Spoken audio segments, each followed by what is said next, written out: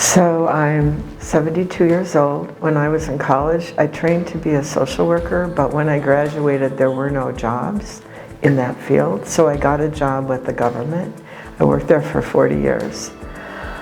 My experience in the government was providing benefits for people who had been injured at work. When I retired, I had suddenly some time and a little bit of money for travel. I have done, this is my fourth service project internationally, and I have found them to be very rewarding. I've also taken other trips, but on a tour you see all the tourist highlights, but you don't really see the people who live there. And on a service project, we get to know local people in a way that we don't get to know otherwise. People that we work with and the clients of the agencies that we are working with. My parents went to college, they made sure all their children went to college. I see that so many people have lacked those advantages, not just in the US, but worldwide, and I want to help those people. My parents taught us that we should always help people who are worse off than we are. My father was a professor, and he worked at a university and made sure that people who didn't have a lot of money were still able to come there, making sure that there was financial aid for them. I belong to a Presbyterian church, and we also care about people who are worse off than we are, so I get it from my religion also. The problems in Zambia are not all that different from the problems in the US, except they're worse here. There are more of them. We too have children who are abandoned and mistreated by their parents. We can find foster homes for them to live in. Not always an ideal situation, but at least they're not left to fend for themselves for food. The other thing I learned is how poor people are here. I mean, poor people in the US may run out of food by the end of the month, but there are food banks where they can get at least some food for their children. Whereas here there are people who just don't have 3 meals a day. We visited one family, the mother's taking care of, it's a grandmother or an aunt, I think. She has, between her children, her sister who died, her children and grandchildren, there are 16 children to feed. And they don't have enough money for more than 1 meal a day. So they eat that 1 meal in the afternoon. I've never seen that kind of poverty. I think some of the kids that we were in touch with were on diversion, so they weren't the most, the worst crimes. I think a couple of them have actually stolen food, which is understandable. 2 girls had stolen chocolate, which is kind of funny, actually. It's the kind of thing that a kid in the US would do too. It wasn't that different, but in our country with those minor crimes, they usually get probation, kind of like here, like being on diversion and counseling.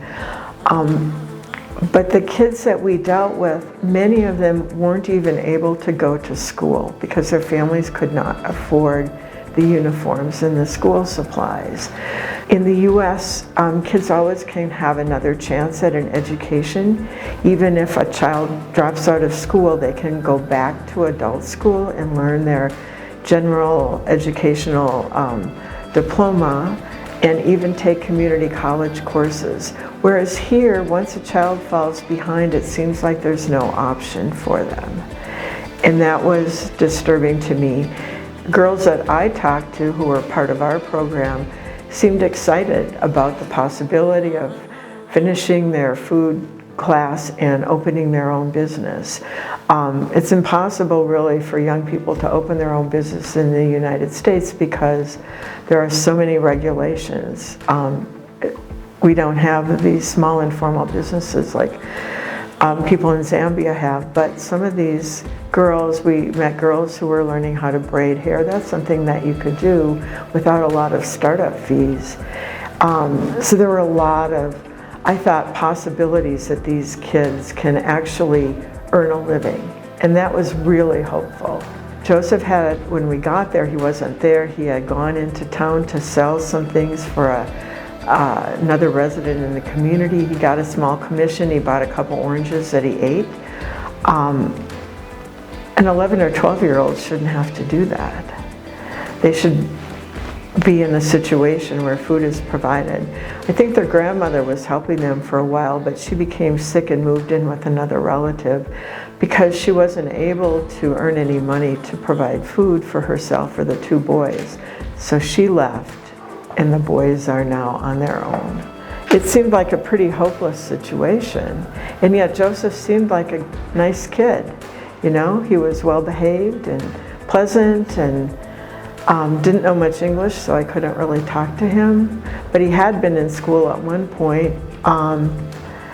He's a kid, I think, with the right influence could make something of himself, but right now he's not doing anything except scrounging around for piecework jobs so he can buy food. Some of my friends contribute money to, it's called Finca, and they give grants to people to start their own businesses. If women who got those grants could start their own businesses, they might be able to afford to send their own children to school. That would be an improvement. Do you think your time here at ACJ as a volunteer was well utilized? I don't know if it was well utilized. I certainly learned a lot. I don't know what I did to help the organization. Most of the parents I met, even the ones whose children were struggling, were very loving and very kind, and they wanted what was best for their children, but they just didn't have the resources to make it happen. And that we need to do more as individuals and as a government to support countries like Zambia or charitable organizations, NGOs within those countries. There's a famous columnist in the United States named Nicholas Kristof, and he writes every year at Christmas charities for foreign countries that can really help people, and he travels all over and writes about it.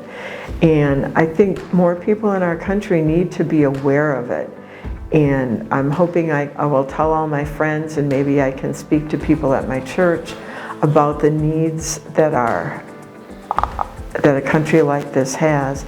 I think you're doing a great job. You just need more money and more people. And the office in Dille could certainly use a vehicle, because there are some people that really need medical help and they can't get to the doctor. All right. Do you have anything else to add on? I'm really glad I came. It was a little hard to get used to everything here. It was a little hard to get used to the food, which is very different from what we eat. But I really learned a lot. I met wonderful people, and I would do it again.